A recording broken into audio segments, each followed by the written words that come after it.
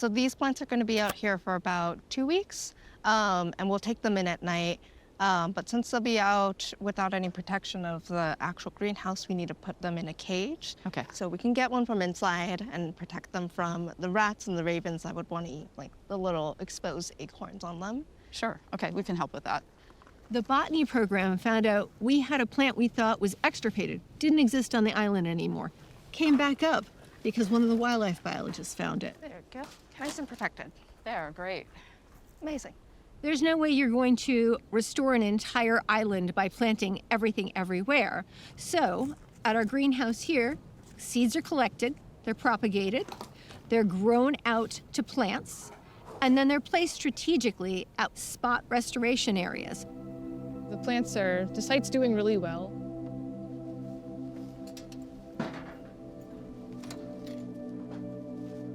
Dr. Matt said that we will continue the NRO, but we Not can just do SID from on. The San Clemente Loggerhead Shrike, a subspecies that occurs only on this island.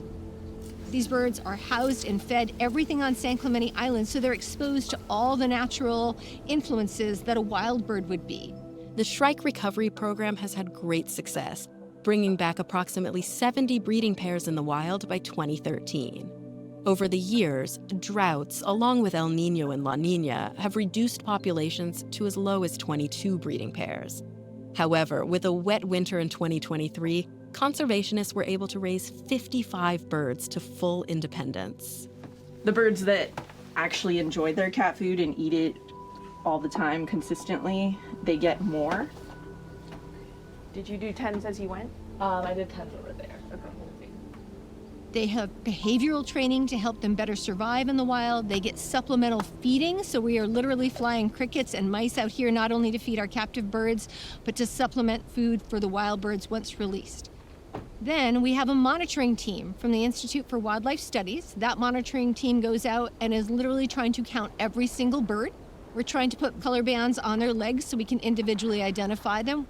When they do that, they pluck a feather, so we get genetics on all these birds. This species has not rebounded the way the bell sparrow has. The Navy stepped in and began to specifically manage for this subspecies in about 1991 after surveys showed their populations were very low. We are the only place in the world where the San Clemente Loggerhead Shrike exists.